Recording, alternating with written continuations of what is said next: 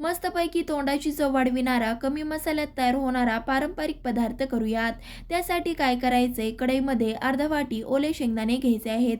आता आपण हे शेंगदाणे डाग पडेपर्यंत भाजून घेऊ. भाजलेले शेंगदाणे कोमटसर झाल्यावरती मिक्सरच्या भांड्यामध्ये घालू. त्याचबरोबर घालूयात 4 ते 5 हिरव्या मिरच्या, 10 ते 15 लसूण पाकळ्या घालून जमेल तेवढं पाण्याचा वापर न करता वाटण बनवून घ्यायचं आहे. आता आपण हे बनवलेलं वाटण थोड्या वेळासाठी बाजूला ठेवून देऊ. फोडणीसाठी कढईमध्ये 1 पळी तेल गरम केलंय.